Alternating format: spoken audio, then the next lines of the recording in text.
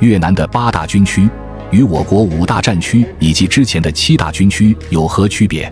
为何不直接下辖陆军军级单位？越南的军区似乎与我国之前的大军区类似，在各大军区之下还设有类似我国省级军区的某某省军事指挥部，其直接统领的部队称为省队，由1个或多个步兵团组成。而在其之下的各县还有被称为县队的地方部队，一般是独立营规模的建制。因而一个军区内往往总共会有多个师、旅级作战单位，但这些都只是陆军部队，这和我国之前大军区主要统辖指挥陆军类似，但不同的是，越南军区不下辖野战军。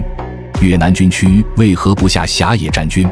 虽然我军在军改后为了实现联合作战能力，将战区改为能够指挥战区内陆海空3军部队的联合指挥机关，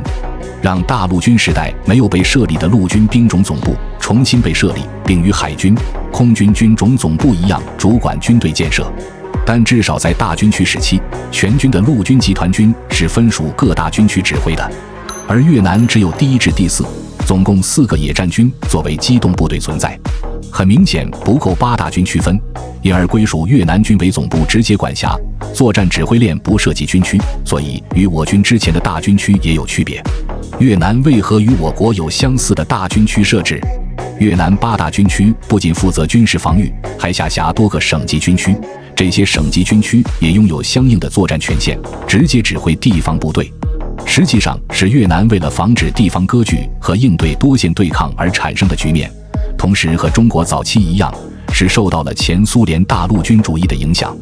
而越南在相应的军事体制上保持得更深，并且其海空军至今发展较弱，因而陆军依然是其防御作战的主力，因此也没有设立陆军总部，而是由其军委总部直接管辖指挥。